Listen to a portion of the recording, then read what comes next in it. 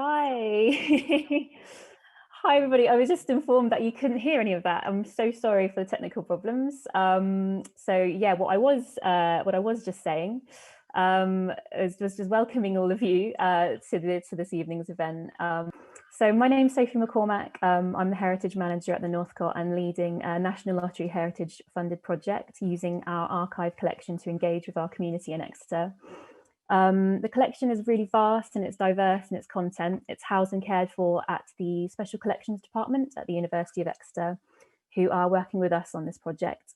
We're digitising the material from it currently, and this will be shared online on a new platform, and it'll be showing some highlights from the theatre's history as well as exploring some key themes. So a really big part of the project is kind of really opening up the idea of history and heritage and enabling groups and individuals to play a role in how we interpret it and share some of the stories from the archive. And one of the ways we're doing this is through a series of panel discussions, just like this one, where we'll be using some items from the archive to kind of really kick off conversations about the current role of the theatre and of arts and culture more widely, and as well as our personal experiences of this. And one of the major themes that we found while researching the collection with our team of interns was the impact of women throughout theatre's history, as both kind of major change makers and trailblazers in the industry, but also as unsung heroes who are often kind of sidelined despite doing really crucial invisible work that has meant that the theatre's survived all of these years. So I'm just going to share a few images that we've digitized, materials from the archive. So one such really notable person was Jane Howell. She was the second artistic director in the Northcott's history. She took up the role in 1971. And from the beginning, Howell had a really kind of clear vision of what she wanted in the theatre. She had a real mission for the theatre as a force for social change, and she pioneered performances in the city centre, in locations such as the library, the Ram, the cathedral, also in the prison. And as you'll see from these newspaper articles, just the fact that Howell beat 6 men to the post really made waves, even though she was really keen from the beginning to completely, really downplay her gender. And these early press articles, we really get a sense of the sensationalism around her gender and Jane Howell's swiftness in moving the conversation away from this, and kind of really always insisting on experiencing equality in her career. So in this image, you kind of can see a little bit more about what a clear vision Howell had for the theatre from the beginning. Really keen for it to have a social impact, communicate directly with the local audience. She took productions to the city centre and reimagined the theatre as more of a community space with a daytime programme.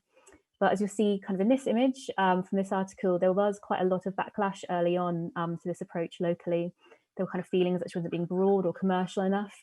That Howell had a real directness about her work, and here she says that there is no average man to appeal to. And when she was pressed on her programming, she said, it is what I want, and that she couldn't do what she didn't believe in, which is such a kind of really strong response that we do really rarely get to see, particularly from women leaders, where it's all about pushing their own artistic vision. I just want to share this image. This is a really beautiful calendar from Jane Howell's first season in early 1971. She also directed premieres of plays by Edward Bond, who wrote Bingo especially for her. There's a really lovely image here from that production. She was a really highly respected contemporary theatre director. These productions massively increased the theatre's profile nationally, with the theatre kind of glitterati descending on Exeter for the first night performances. Her work received really high acclaim nationally from theatre critics as boundary pushing, and the production itself transferred to the West End, but locally the turnout was reported to be really low, with low audience numbers. There were really only a very few women who directed multiple plays at the Northcott, and these include Penelope Cherns, who has been researched recently by one of our interns, Alice, and I know Alice is watching tonight, so hello.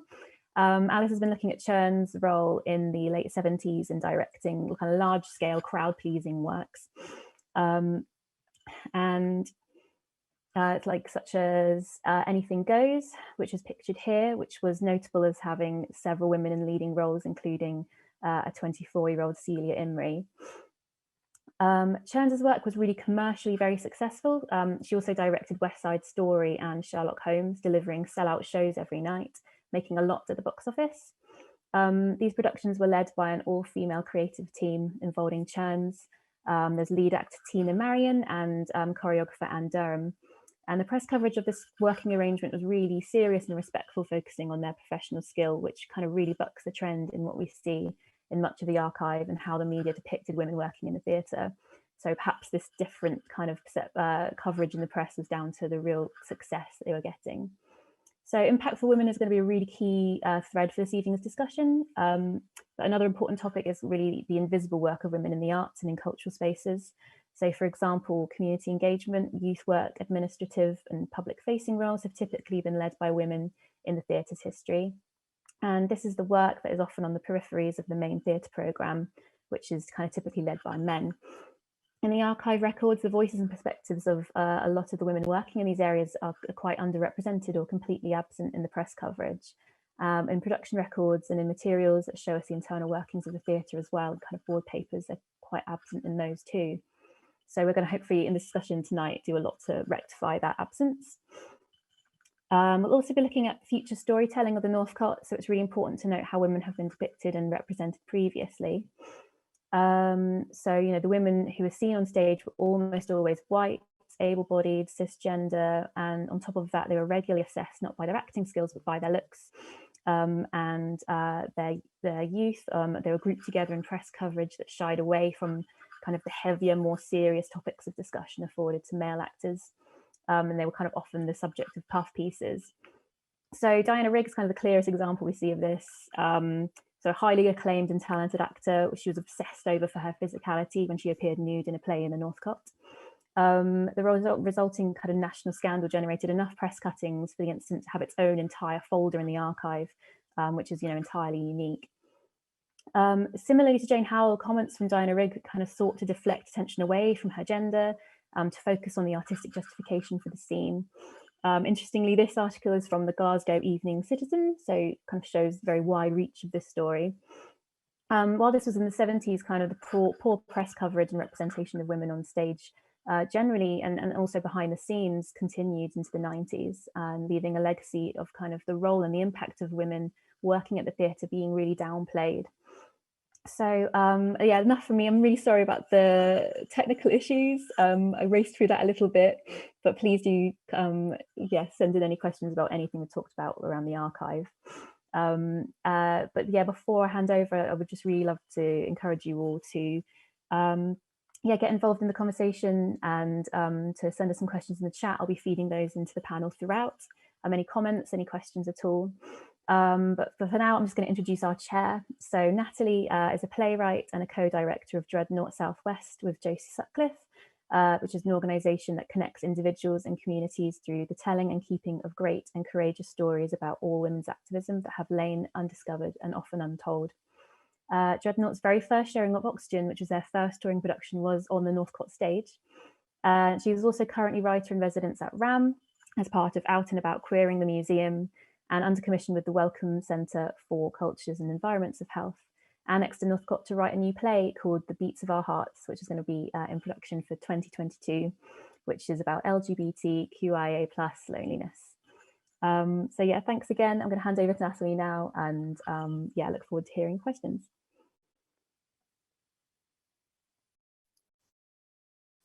Hello everyone, welcome and thank you for joining us this evening. I'd like to thank Sophie and Exeter Northcott for inviting me to chair this conversation. I'd also like to thank Rachel Vowles and Sandy Adave, who I will introduce more fully in a moment, and just to thank them for joining us and sharing their thoughts and experiences and hopes for the future on the impact of women at the Northcott Theatre. When Sophie approached me to talk about how we might look back to the past to inform our thinking and understanding of the impact of all women at the theatre through the Northcott's archive, I got very excited. I was excited to have a conversation about the uncovering of the archive stories and hidden treasures. There is much to celebrate and discover about the impact of women and the impact they have made at the theatre in a range of very different roles. Archives don't just hold the past, they are routes to uncovering what has been lost and forgotten, whilst also acting as portals to activate change for the future. Here we will be celebrating some of those who have paved the way, whilst considering how to be inclusive of all women's voices in the future. What can we learn from what is visible, whilst recognising what is invisible and why? And what have been the challenges that women have faced? This conversation is a beginning of looking more closely and delving a little deeper into the story of the theatre and the communities it serves. So I asked Sophie to find out how many productions there had been over a certain period of time at the Northcott, and I thought it was just really important to share some of the theatre's stats. And so between 1967, when the theatre opened its doors for the first time, and 2008, there were a total of 524 productions. 62 were written by women, that's 11.83%, and 84, that's 16.03%, were directed by women. Obviously, those are just two central roles in terms of the contributions of women to the Northcott. But those are just some of the early facts that are coming from the work that's being done with the archive. We feel it's important now to also look at the range of all the other roles and the intersectionality of the women who have contributed to the Northcott story, and to think about those who have been underrepresented. It is fair to say, and Sophie's already mentioned it, there have been change makers and trailblazers at the Northcott, beginning with Jane Howell, who's the first woman artistic director of the theatre, to the tireless work of chair of the board, Lady Lucy Studholme, the women behind the scenes who are making things happen in other ways. We would really encourage you to use the chat if you know of any women who you know have been instrumental or engaged or contributed in some way to the theatre's story as you listen to the conversation this evening. We'd love to hear from you all, and that includes people who are selling programs, people who are at the front of house, who are working behind the scenes as stage managers, who are lighting designers, who are working in costume, and all across in education and participation. So let's, think about, or who have championed audiences and encourage people to connect with the theatre. So anybody you can think that can help and encourage this work, we would love to hear from you. So now to our guests, so I have a real pleasure of introducing Rachel Vowles. I'm going to just talk a little bit about Rachel first. Rachel first came to Exeter in 1993, where she spent a number of years as a lecturer in drama and theatre arts at Exeter College before becoming part of the team at the Northcott. During her time at the theatre, she set up the Northcott Young Company and the Northcott Community Company, becoming Associate Director for Education and Community. Since being freelance, she has worked for Plymouth Theatre Royal as a lead practitioner, and now spends much of her time as a communication skills facilitator and role player, working across both the private and public sectors. She is co-artistic director of both Nuts and Bolts and Playing Dead theatre companies, and is the programmer for the Theatre Tent at Beautiful Days Festival. This summer, Rachel will be directing an ACE-funded adaptation of A Midsummer's Night's Dream, set in a care home setting within the context of COVID-19. And after performing in a socially distanced production of the Comedy of Errors last year, she will be completing her Shakespearean trio by performing in a four-hander production of Macbeth later this year. And also to introduce Sandhya Dave. Sandhya co-founded Devon Diversity Consultants. Her work here takes her into the arena of training and exploring systemic racism and the decolonising of our minds and institutions. She is currently working with Devon County Council, Exeter Northcott, CAMS, Burn the Curtain, Make Tank, and Theatre Alibi. She trains on a programme from the Global Centre called Cultural Champions, which takes cultural diversity and anti-racism work into schools and the community. Sandhya has created Resilient Roots, a safe, brave space for people of colour, and offers restorative practice work. On top of all this work, Sandhya is also a storyteller who believes in the power of stories for personal and planetary change, and how sharing stories can help us to change the narratives we hold and believe. She was at the heart of the brilliant project Telling Our Stories, Finding Our Roots, Exeter Multicultural History, an innovative project exploring Exeter's multicoloured history. And she is about to embark on a project called Growing Resilient Communities in Exeter. So thank you both for joining us. So to begin with, I think would be really interesting for us all is just to hear a little bit about your experience, both of you, of working at the Northcott. Rachel, if I could turn to you first. Thank you. Thanks so much, Natalie and Sophie and Sandhya as well. Well, I mean, my time at the Northcott, I was there from 1999 to 2009, and as I've expressed to these lovely ladies here, it really was the most happy time of my life. It was wonderful. It was absolutely brilliant to be involved in the theatre at that time, and to have been there when there was such support, particularly for the work that I am passionate about, which is community work and involving local communities in their theatre. And I think the management at the time and all the wonderful staff at the time completely bought into all that work. I mean, some people, you know, they were a little bit unsure to start with, and that's completely understandable. But I think the whole theatre community was involved in that work. And out of it came some really fantastic creative endeavours, really. So wonderful friendships were made. There were young people that have gone on, and young women that have gone on to become theatre makers themselves, and they're really making a difference in you know, nationally with their work. And also the community working with adults, it afforded people the chance to forge relationships with each other, with their local community, with Exeter, and also with the theatre. And I think a lot of people felt very much that the theatre was theirs. They had a real sense of ownership of the building and its place within, you know, a cultural place within the city. So yeah, it was an extremely happy time for me that I just smile thinking about my time at the Northcott.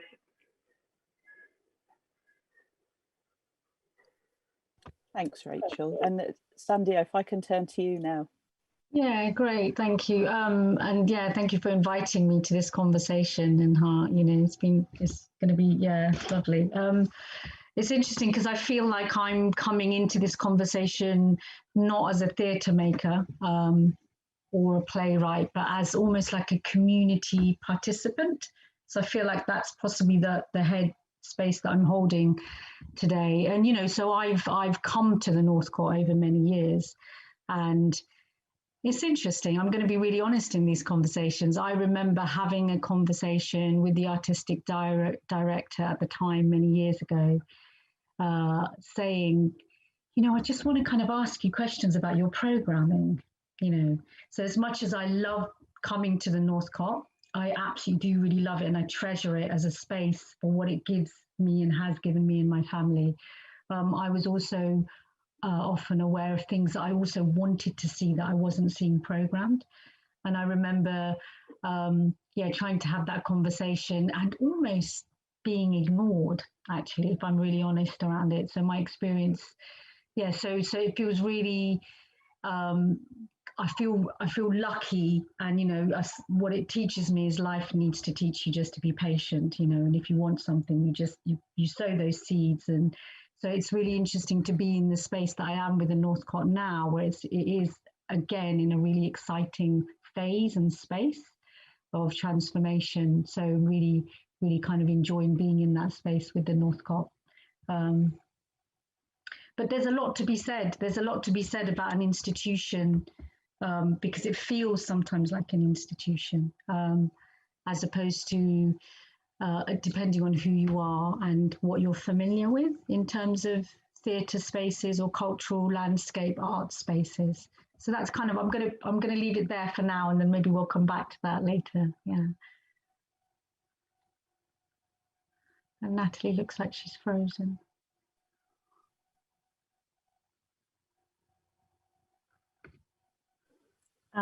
We'll give Natalie just a few. Thank you, Sandhya. Oh no, she's fine. Oh no, she's there. I'm back. Thank you, Sandhya. It's really interesting. We'll pick up some of those thoughts about what we would like to see programmed in the future towards the end of this conversation. I think it's really important to hear what you have to say. So thank you. And I'm really interested in also one of the things that we've sort of thought about are the wider roles, the other roles, the not so visible roles that women have undertaken, and not necessarily as performers on the stage that are the most visible roles. And Rachel, just wondered if you could talk about some of those women and the ethos in terms of, so just to start with, because I think that there's a connection in terms of your work in education and community and what Sandhya is talking about in terms of community participant, because in the end, you know, the theatre is there to serve the community, and what does that mean? So if you could talk a little bit about absolutely that. I think Natalie, and I think the theatre's role within its community is to entertain, is to educate, is to reflect the community that it represents. You know, it's all those things, isn't it? And we shouldn't just see ourselves as passive audience members. I think there's a part for everyone to play in the theatre, really. And what I experienced was there were some, amazing women. I wrote a list for Natalie of all the names of the women that I could remember that worked at the theatre. And it's in my time there, just in the 10 years that I was there, it's a huge list, isn't it, Natalie? It's massive. So one of the women particularly is Rachel Heartland, who's a resident stage manager when I was there. There were a number of female resident stage managers, but Rachel herself was incredibly passionate about young people and about taking them under her wing and teaching them the skills. So young people would come, or not just young people, but community members that would take part in shows that we did, and she would teach them the skills that she was learning when she was training at Bristol or Vic Theatre School. So young people come along, get this really very, very rich experience of what it meant to take part in a piece of theatre. So they were learning skills as well as forging all these wonderful relationships. You know, Tina and Beth in the wardrobe department, the same for them. You know, they spent a lot of time and helping people learn alongside doing the really tightly pressured job that they were having to do themselves. I think the theatre at the time that I was there really gave to people a true experience of what it was to work in the world of theatre. The education work that we did wasn't just a tag on, you know, it was very much embedded within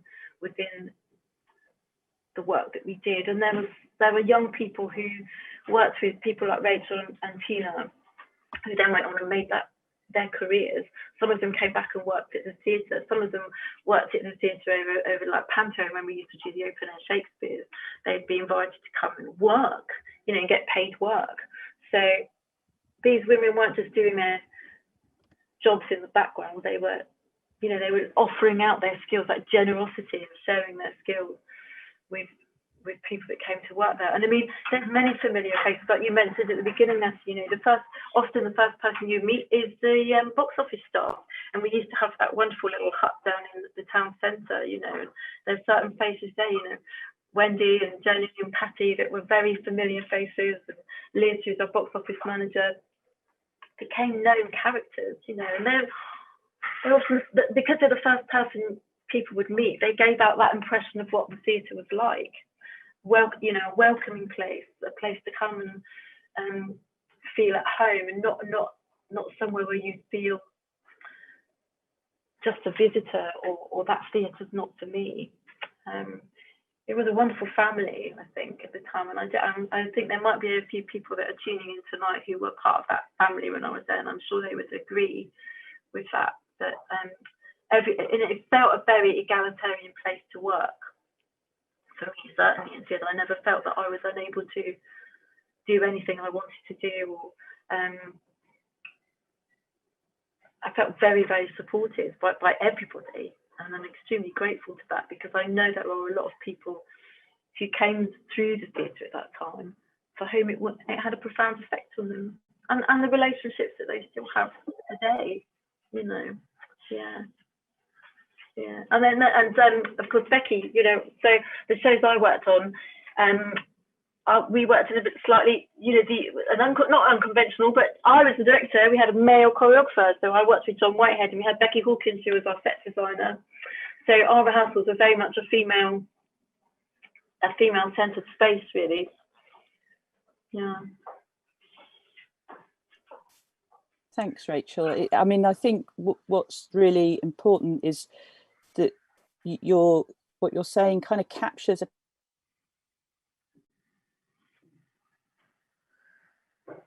Have we lost Natalie again? Oh no. She'll hopefully come back. Oh, she's back. She's back. I'm back. I'm sorry, the internet is so wobbly today. What I was saying was, I think it's really important to hear those stories of how the knock-on effect a theatre can have, particularly for young people, and the value of education and community platforms for people to engage. And just to say that, you know, your time and that kind of 10 years that you're at the theatre it is a big slice of the theatre's history and its heritage, and that, you know, I'm sure.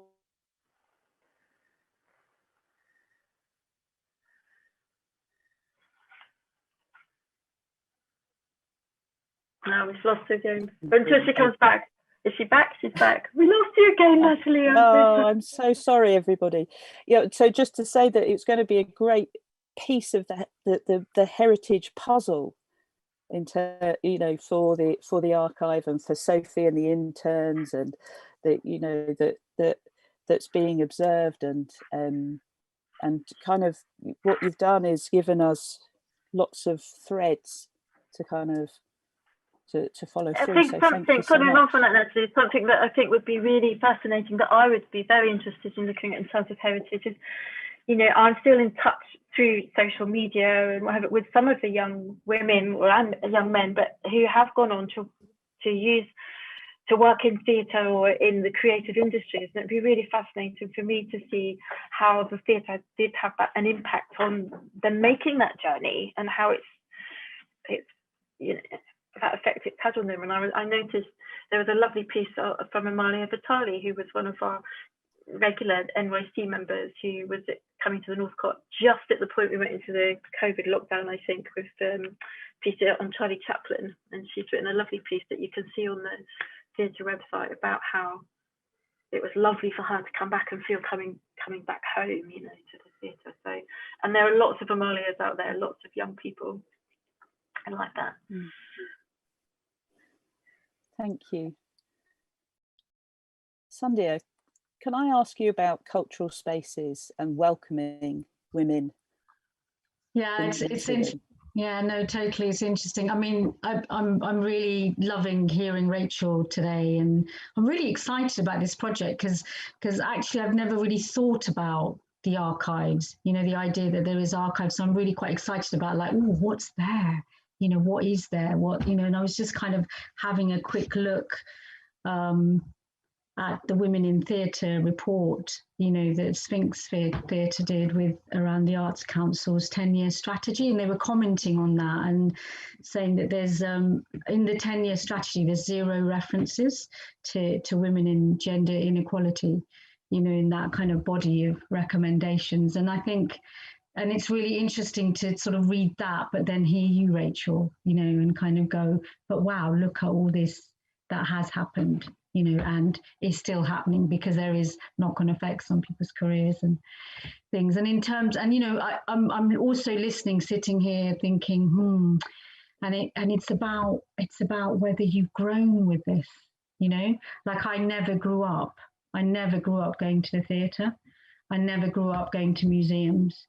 So that was kind of my life. So I learned, I was very lucky. So I was really lucky when I was about 15, 16, we had an English professor come and land in our life who literally opened up that world for us, you know, and I really noticed that with my son, that he's just grown up with that.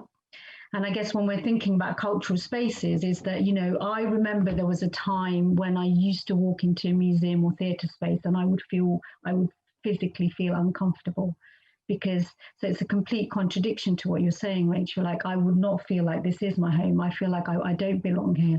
I don't know what the language is here. You know, how do you operate? How do you move within it? And I feel like I've had to really learn that.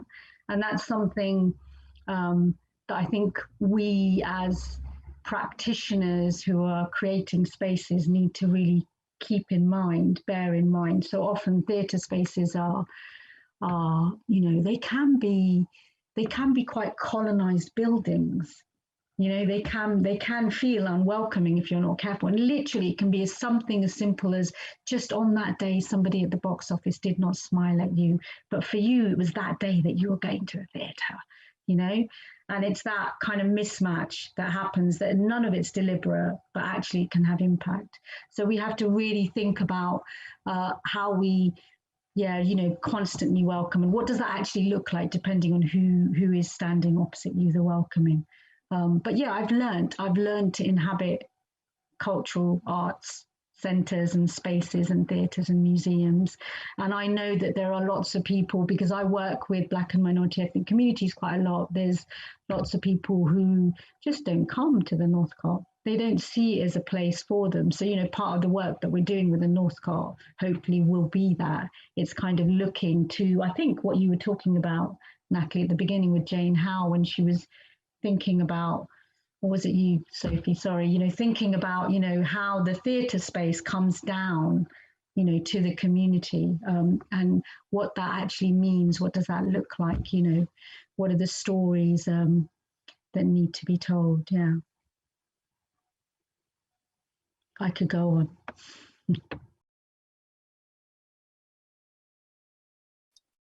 Thanks, Sandy. I was just writing lots of notes. If I looked like I was looking down, it's because there's a connectivity in how the theatre space.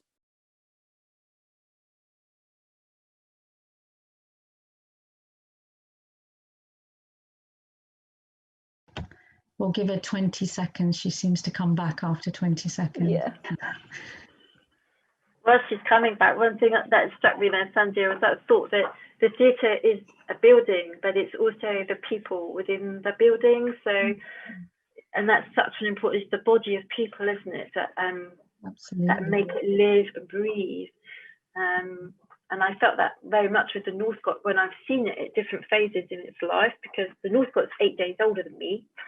So, and it's the theatre that I went to when I was a young person. It was my first experience of theatre, and I've seen it as different things, but it's that feeling you get when you walk in, you're right, and how welcome you feel there. And you know, it's with participation, isn't it? As soon as you participate in something, you will start to feel at home in it, because you start to take ownership of yourself in the space, you know. So there's that relationship that starts forming, you know, it becomes part of you and you become part of it. Natalie, are you back? I am. I'm so sorry, everybody. The internet is obviously really playing havoc with this.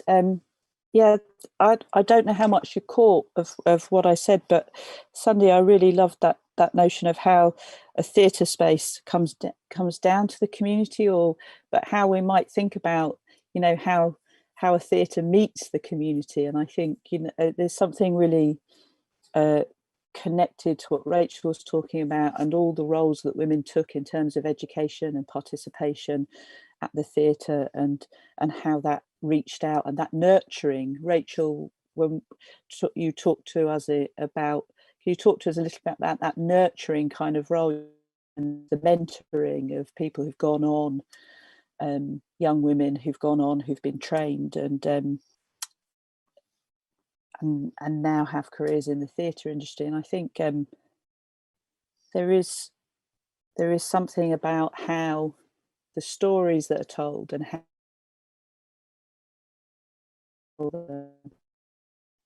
as well that's really important here, and that in terms of thinking about women's stories and the stats from the beginning. And I'm just wondering if I'm going a little curveball here in terms of thinking about things we've seen on the Northcott stage that had women's stories at the heart of it, and whether they've stayed with you, and whether either of you have a memory of that and could share that with us.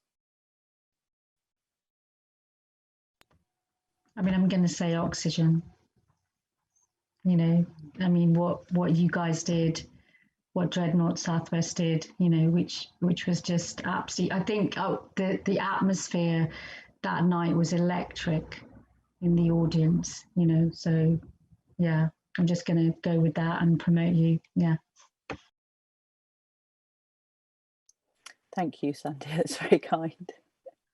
I think mine's slightly coming from a different angle. Mine is about seeing women come alive on stage.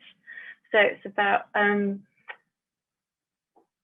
you know, when through community work and youth work, often you are doing a bit of blind casting because generally you have more women participants than men.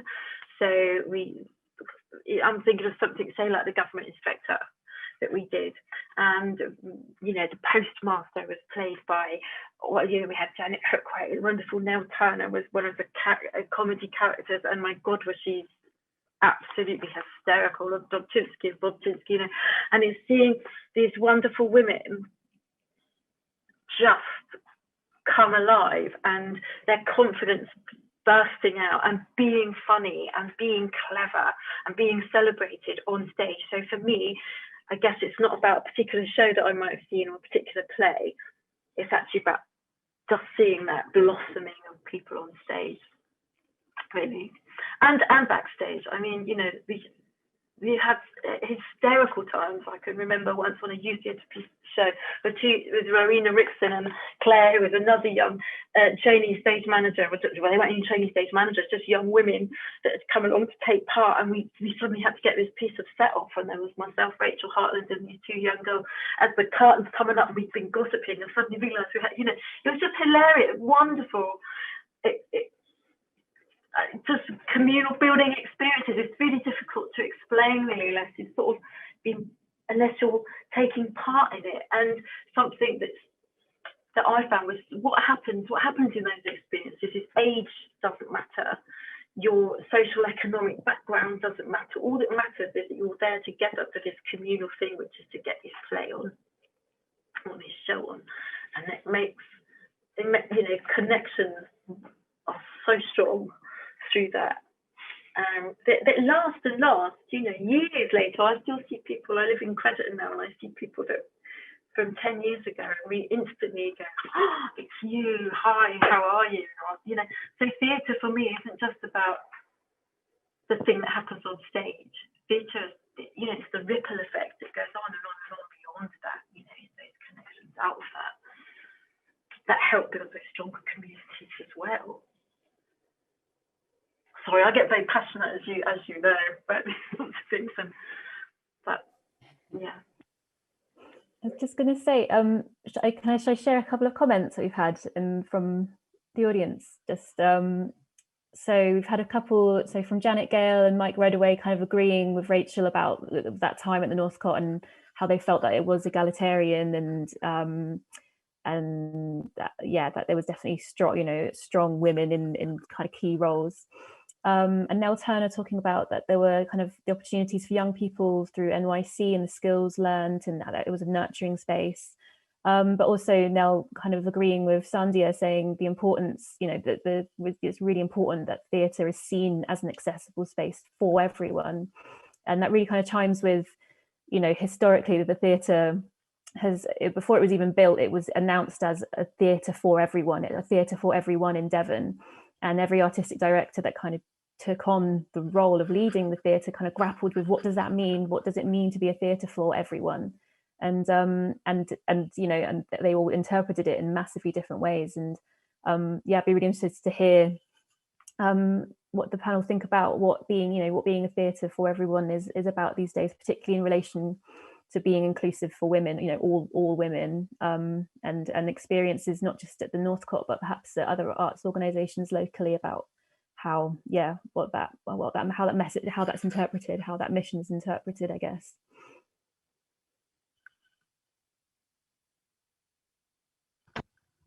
I mean, I think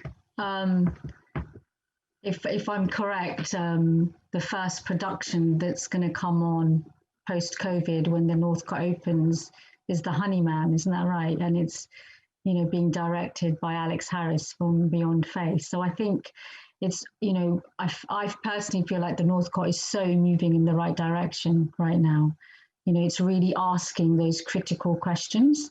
It's really wanting and having, sensing excitement with that, the kind of reinvention, you know, post-COVID, you know, what the theatre space looks like. So it's asking itself even bigger questions, perhaps, you know, further to Rachel, maybe what was being asked when you were there, you know, and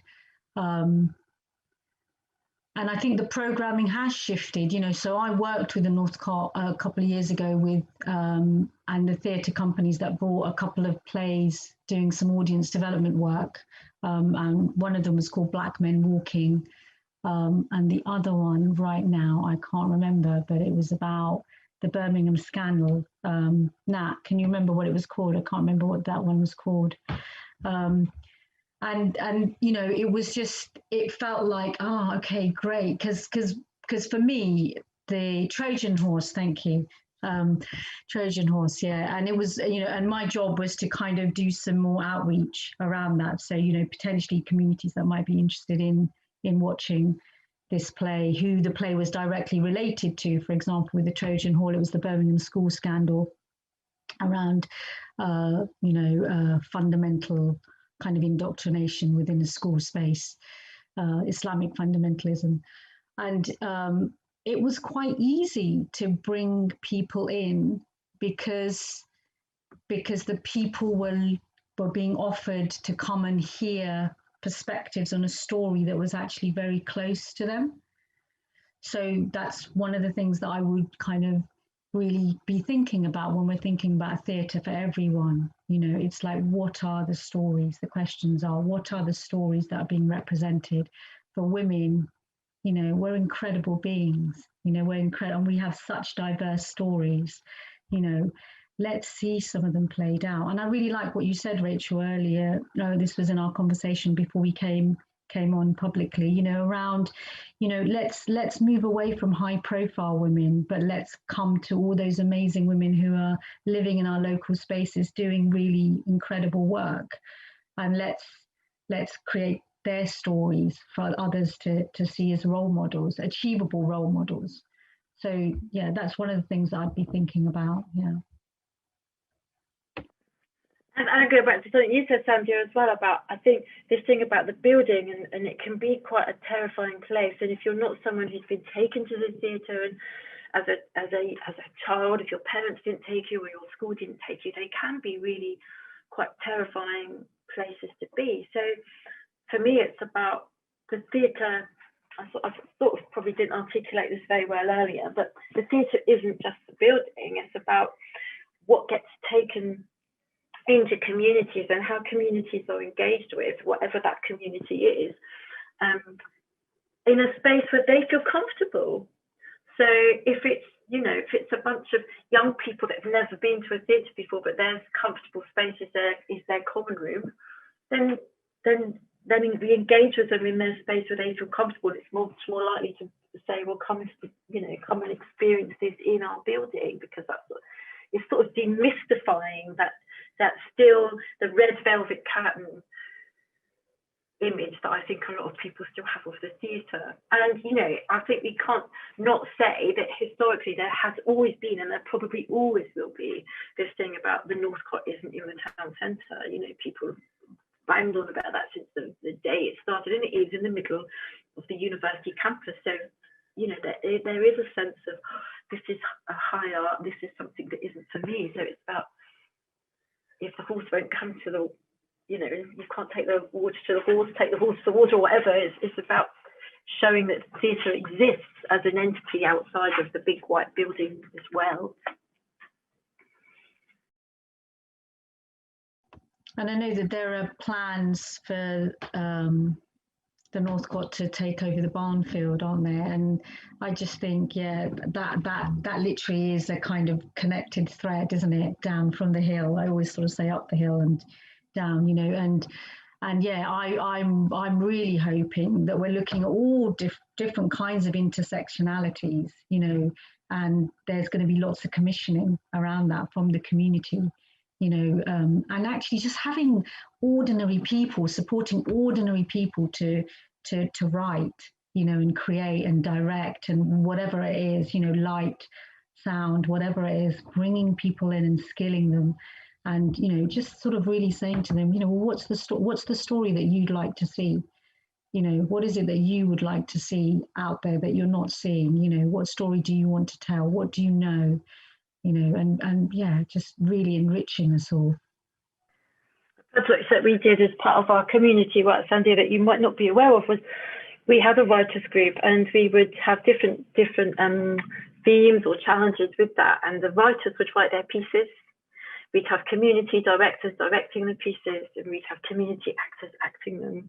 One of the pieces that we did was down at the livestock centre, and it was all based on rural life and green issues, you know. And it was wonderful, and it was all supported by the fantastic professional staff at the Northcott.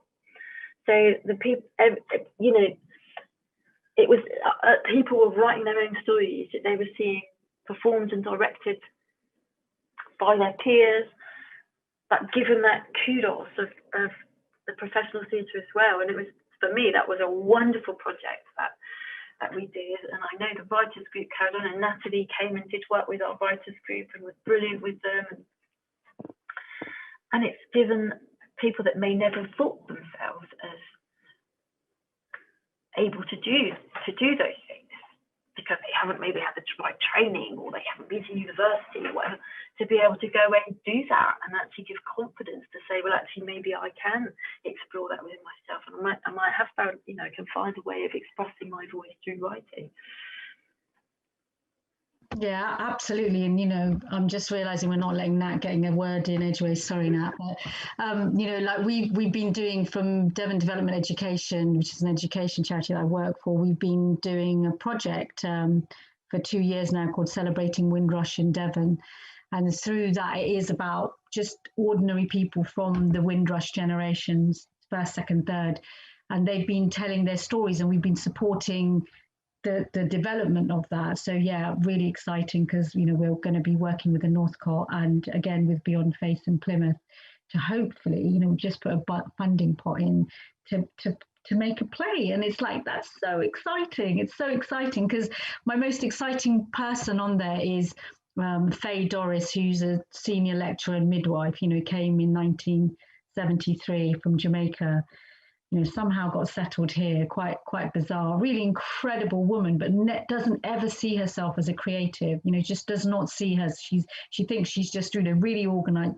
And he, you know, at the last storytelling training session that we did, she was like, well, you know, I think I could tell my story, you know, and it's this, like, exactly, it's just result, right? And, you know, so these people who were just ordinary people from the community are now kind of ready to kind of go, yeah, we might be able to come on stage, you know, and tell our story. And of course, we'll do the work, hopefully, with them around that, you know, and hopefully, yeah, it's going to be it's really exciting, really excited.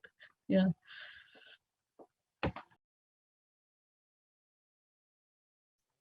You can say something now, Nat. No, I just, that's hugely.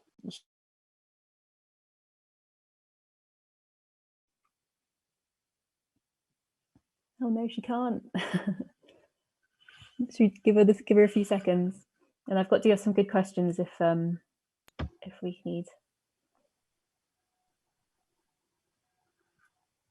Hey. feedback. Yeah, we lost you. Sorry, I've got a really great question just that kind of feeds on from what we were just talking about in terms of community engagement, and how we were talking a bit about how there's a real gender imbalance in youth and community programs where it is overwhelmingly women and young women who are taking up that opportunity.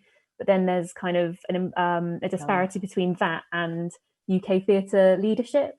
So the people who then go on to actually lead the organisations and make have the big budgets, make the big decisions, and just be interesting to think about that. And there's been progress in recent years. But what do we need to do in our current leadership governance to change this story moving forward, particularly in light of that Sphinx report where there is that big disparity in leadership? What needs to change to kind of, and there was another comment before about how, at the Northcott that at times there have been more women working there than men, but undoubtedly those have been in the kind of the administrative roles, or I'm sure it would have been a real range of roles, but in terms of the leadership roles, I think that's kind of the key to look at. I don't know who wants to take that first.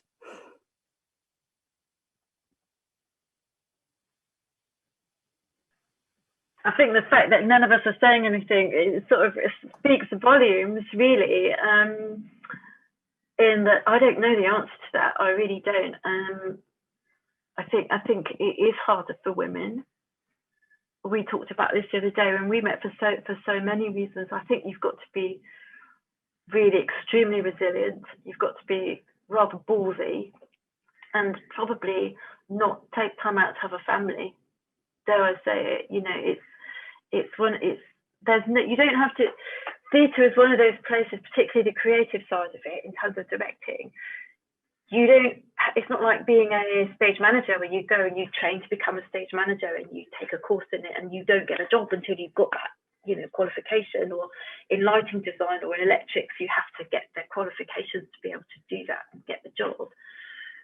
There's no real route into those key roles, really.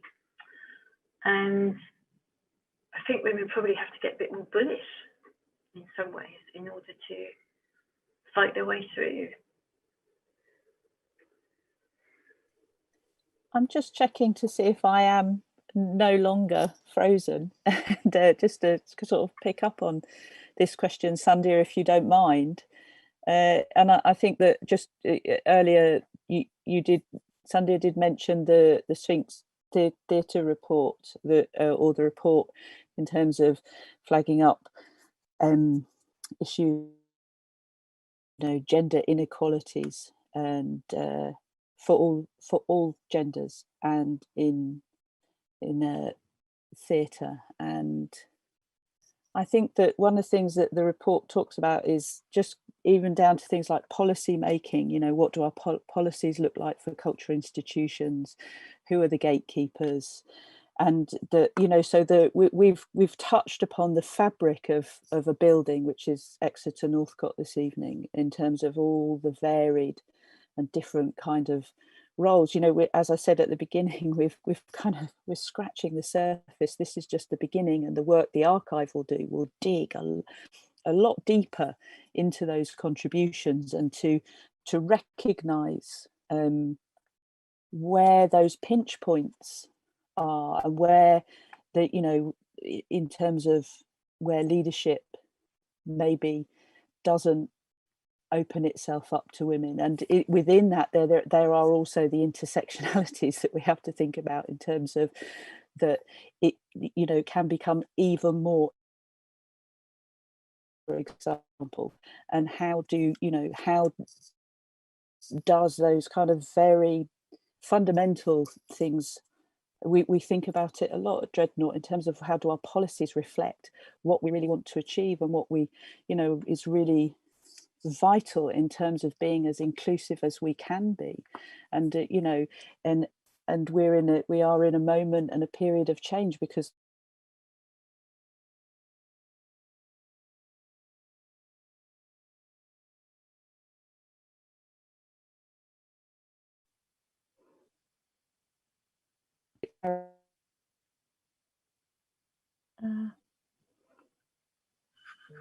I could go to some yeah, there was some good comments on this. And oh, hang on. so asked sort of where we're going in.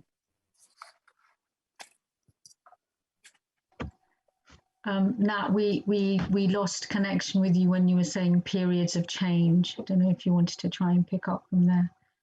No. I don't know, Sandy, if you wanted to maybe pick up on when Nassi was talking a bit more about the intersectionality of the issue as well.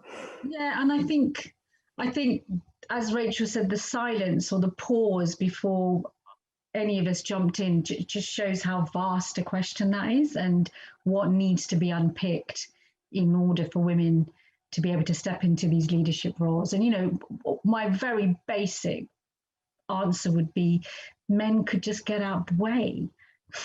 You know, they could just be graceful and get out the way. You know, in some ways, what we're talking about is bigger systemic issues. So intersectionality, absolutely. And, you know, we're talking about privilege here, aren't we? And we're talking about people, men in this case, perhaps, you know, needing to, I'm going to say graceful again, around their positioning and protecting their own privilege, you know, and actually, can they be graceful to kind of consider, you know, who else can do this work?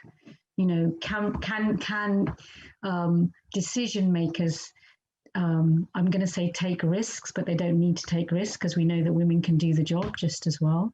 But there's something, there's a shadow, there's a legacy of a shadow that's hanging over here around, you know, can women do the job? And of course we can do the job, but as Rachel said, often we're interrupted from doing the job for various reasons, from, you know, being a parent to just kind of legacies of institutional sexism, if you like, you know, as we would, and intersectionality absolutely plays in that. So, and that's why I'm celebrating, you know, Alex Harris, who's a mixed heritage woman, you know, being given that opportunity to be a director, you know, of a performance, you know, in a play. I think Daniel's done a really great thing by creating that space for her to do the work and hopefully supporting her to do that. So that would be a kind of more softer answer, but it's big, you know, we're talking, it's huge, isn't it? To tackle systemic sexism is huge, you know, but yeah, men just get out the way, let the women do the job, you know, we know how to do it.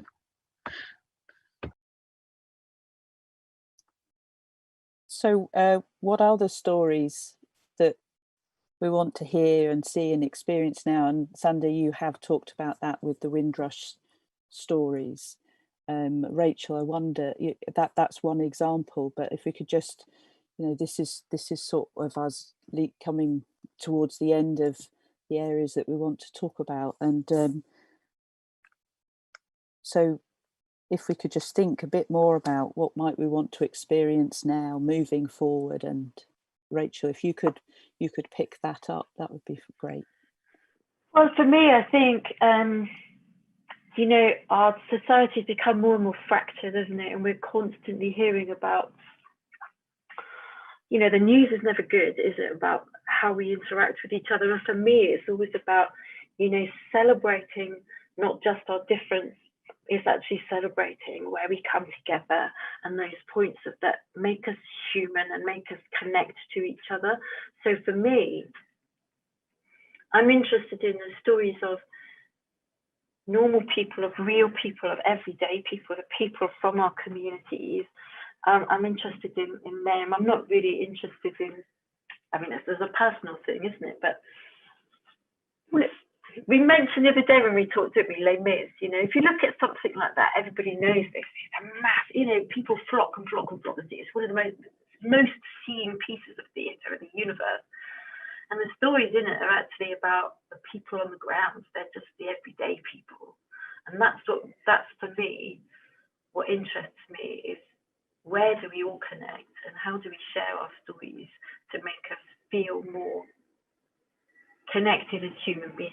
And Natalie, you know, your play that you're writing now about loneliness,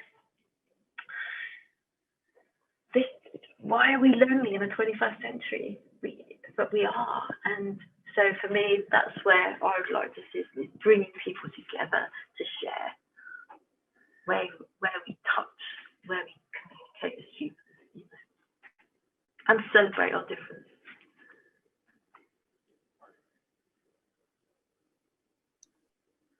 Thank you. And Sandhya, I don't know if you have anything else to contribute to that question.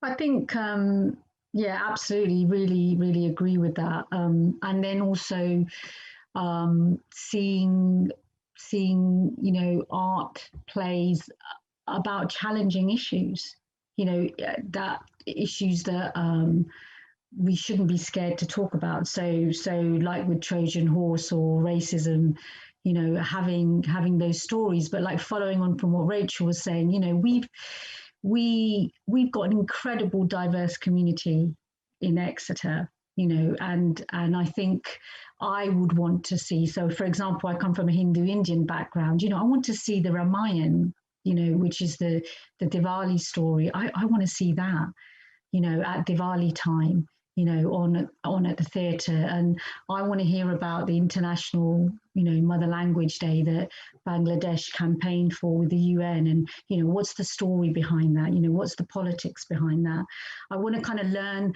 You know, I always say to people, we're really rich in the outdoors in Devon, but we are kind of culturally, multiculturally deprived, and we don't need to be, because there are lots and lots of communities who are bringing us lots and lots of stories, whether kind of myth, folk, traditional to kind of political, and let's invite them to tell us what they are. I'd like to see more of that, so that we can all be enriched, you know, and the world comes to us, you know, the world comes to us in our theatre space. Yeah, so that's what I would like to see.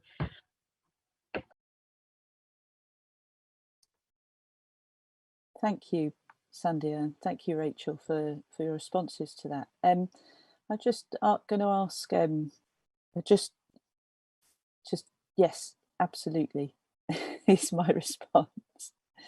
Absolutely. And there's something about the theatre and its heart, isn't there? And that idea of the theatre being part of a community, and so what's the heart of something, and as somebody who is really interested also in not just theatre but archives and the role and the impact that all women have had in those two fields and what archives can produce, there's definitely something about what the heart of the archive, Sophie, that you're discovering. What are the beating hearts of the archive, and that these series of conversations will start to reveal some of those key kind of pulse points of the archive, if you like, and this just being the first one. And I was just wondering if we have any questions from the chat or any conversations as we kind of move forward.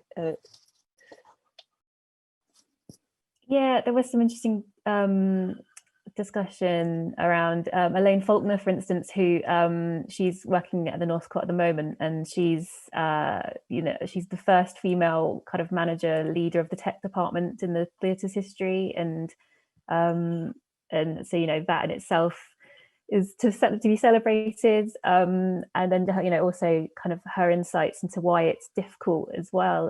There's kind of a bit of conversation around that, why it is difficult for women to go into those leadership roles, and yeah, people touching on the fact that the starting of a family is kind of a biggie in the arts industry. You know, I've personal experience of it myself, you know, with both of the children that I have had huge impacts on my kind of, you know, my career and where it was going and the places that I was working at, and particularly I think in the arts, it's you know, it's a very tough industry, and you know, the theatre, when you look at its history, it's very like this in terms of funding, and there's always that kind of having to kind of fundraise for your own role or fundraise for your own projects and really elbow room your way into things to make a difference, and that can really be hindered if you've got to take, you know, a few months out to have a baby, and I think that's kind of a big thing that people are kind of flagging here.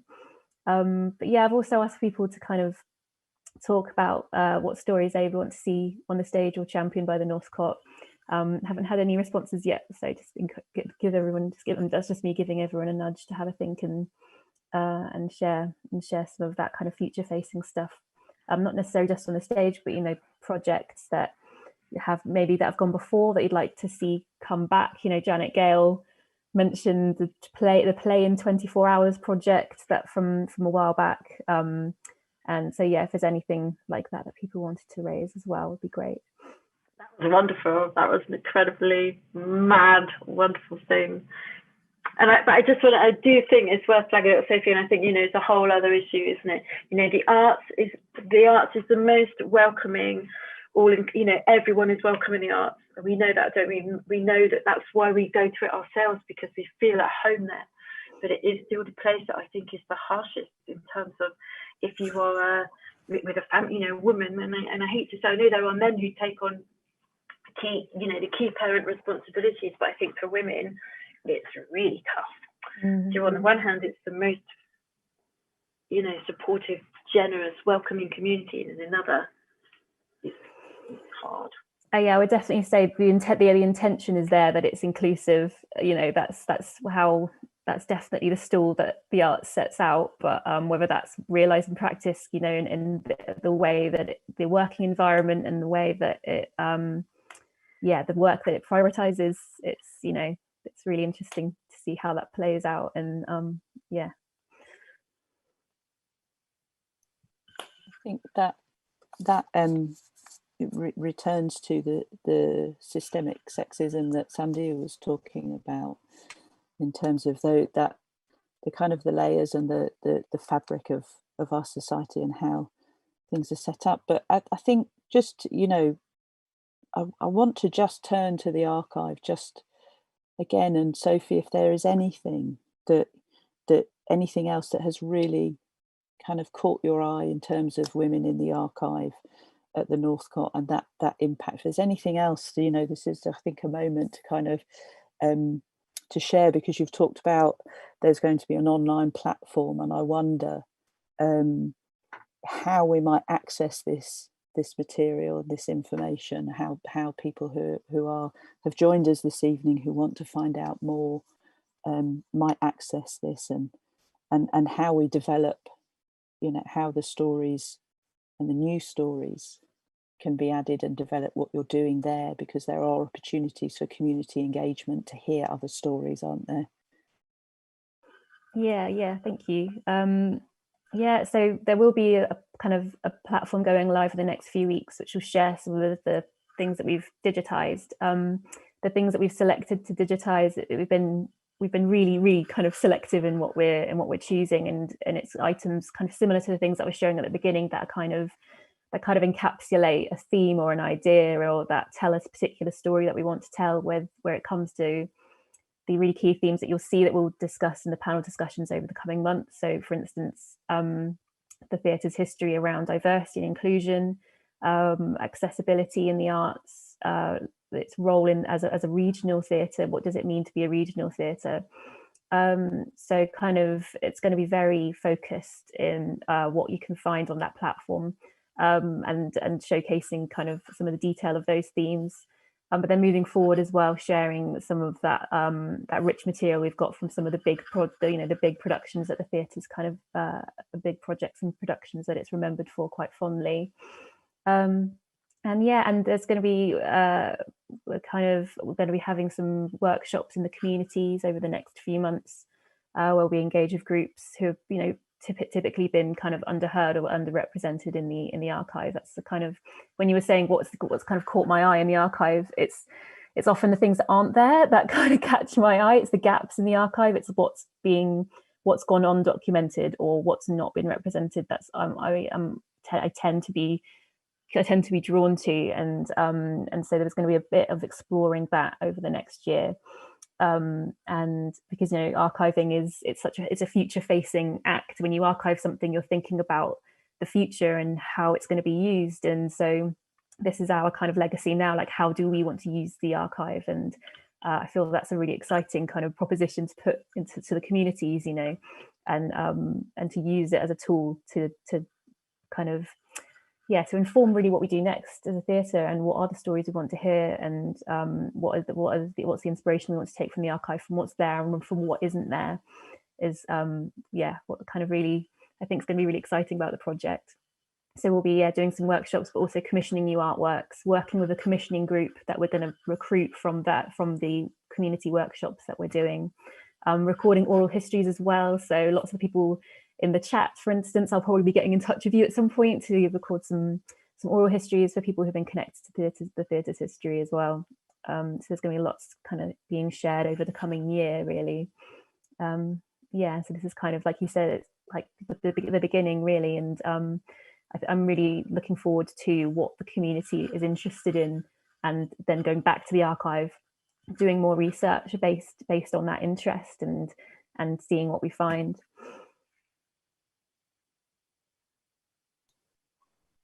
Thank you. I think that's great, and really kind of a potent way to think about an archive, that it's not just something that to be accessed, but it's something that acts as this. I had a question: can this archive be a catalyst for these really important conversations that need to happen now to ensure that there is, that people feel welcome, that everybody feels welcome? And I think, I think it's really interesting to have heard that phrase when the Northcott opened it, its tagline was "a theatre for everyone," which is a really hard task, but it is a great aspiration.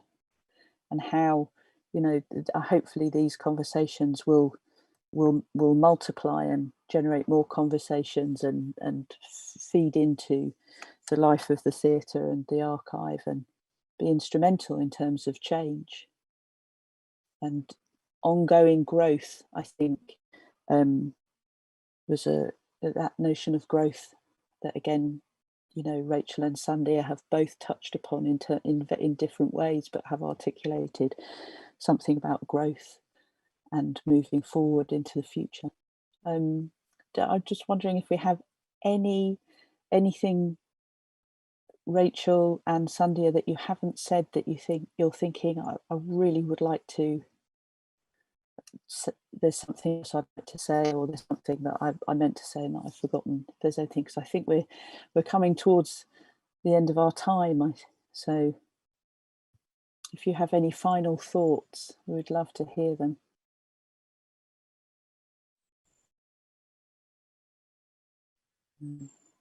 I think what is exciting for the theatre is it seems to, when it first started, the theatre in general was it was a time of, names, wasn't it? And go back to that thing about, the high profile names that we know.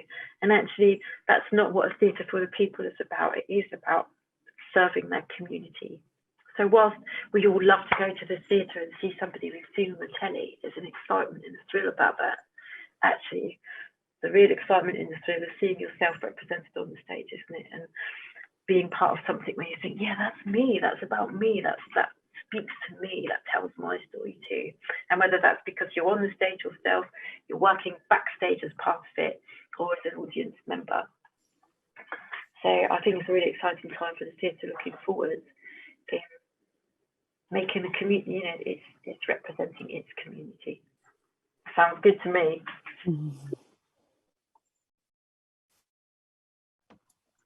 Yeah, I think representing its community and just constantly remaining in dialogue with the community, because I'm all for being a consumer. I'm all for going and watching this amazing piece of dance, which I do love doing at the Northcott. Shobha Jay Singh is one of my favorite choreographers, and I love it, and it's just such a treat. So it's kind of remaining in connection and dialogue with us, the community, as wide as possible, what that community means, and what do we want? What do we want to view? What do we want to take part in? What do we want to shape? And I think, yeah, exciting is the word I would use too. We are in an exciting time of reinvention, so this conversation is fantastic today, because we're looking at that kind of disparity around gender and women, and with that, as we've said already, intersectionality. So I think the arts, the theatre space, the Northcott is in such a privileged position to make change and transformation. And I, you know, I want everybody to really grasp that opportunity. Those would be my words. Yeah, grasp the opportunity for change.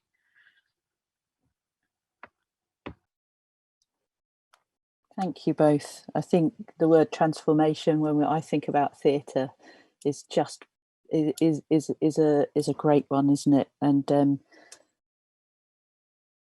I think I want to say a massive thank you to Rachel and Sandhya for joining us, for Sophie for organising this event, and for Laura behind the scenes who's been doing the technical work, and to Kelly Johnson for the marketing and the support for this event, and the team at the Northcott, and that I'm really excited for the rest of the panels, and how these conversations kind of grow and transform how maybe an archive might be a catalyst for those transformative conversations and also those transformative experiences on the Northcott stage, and whatever the creative output is, and the wonderful and crazy eclectic mix and potential that there is out there to share on our stages. And one of the things I wanted to just ask, because it was something that I wondered about, to just go back to those original statistics.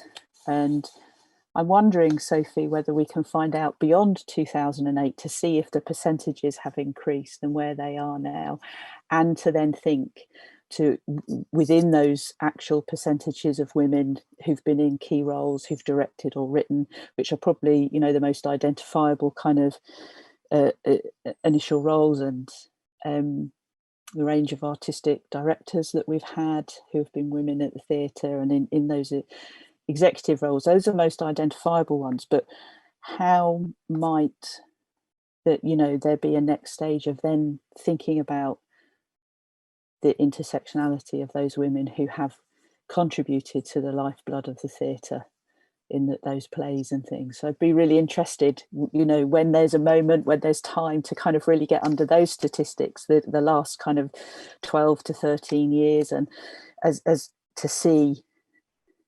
where we could go next. Reinvention and transformation. Yeah, I agree. Yeah, I think there's definitely some work to be done to bring the archive, back up to date, and to interrogate those figures a bit more as well. So I think that's a really good, really good lead for me and my team going back in the archive, because that's literally what I'm going to do tomorrow. So yeah, that is a really great, and yeah, with that steer of reinvention as well. I think, Sophie, could you tell us about the next platform, just so if people, just because I think it's a great way for people to know, because I personally am going to try and follow all these platforms because I think it's a great initiative. So yeah, definitely. So yeah, we're just to say thank you to everybody who's been watching, and I'm seeing all your comments now on the chat, and I'm really grateful. They're because it sounds like it's been interesting for you guys to listen to and interactive, so thank you for that. And yeah, it'd be brilliant if you guys came to our next panel discussion, which is going to be in about a month's time, beginning of June, which will be chaired by Louisa Adjoa Parker, who's been doing some work with us as a kind of artist practitioner, also kind of archive consultant, particularly around, as I was talking before, about the kind of the gaps in the archive, and a glaring kind of gap in the representation at the theatre has been of people from diverse ethnicities, and so there will be a panel exploring that in a month's time, and looking at the instances where diversity and inclusion has kind of been on the agenda at the theatre and how that was explored, and to look at kind of positive change and action that we could employ moving forward, drawing from those ideas in the archive. And then, yeah, there'll be, towards the end of June, there'll be another panel looking at the importance of kind of local history and reminiscence, and how that, how that can be a really helpful process for a community to engage with. And so we're going to be connecting up with Exeter Local History Group for that. I'm working with Janet Gale, who I know is in the audience for this one. Mike Redaway as well will be featuring on that panel, and some other people who have been connected to the theatre over the years. But yeah, at the end of this stream, I've been told that there will be a slide will appear which will have our kind of forthcoming panel events on there, which is quite slick. So yeah, they'll be all kind of signposted for the audience there, and they'll all be on our website as well, kind of, yeah, all of the panel discussions we've got coming up over the year around, like I said, accessibility as well. There'll also be a really future facing one towards the end of the year, where we'll be imagining what do we want to see in the archive in 50 years time, which I feel is a really exciting provocation for all of this kind of imagining that we've been talking about tonight. So yeah, I guess it's a good point maybe to wrap up, and again, thank everybody. Yeah, thank you so much, Rachel and Sandhya, for your time and wisdom and thoughts and hopes and dreams. And it was really, really interesting to hear you talk, and a privilege to listen. So thank you so much, and thank you, Sophie. Thank you. Thank you, guys. Thank you for inviting me. Thanks. Yeah, me too. Thanks. It's been absolutely wonderful. Thank you.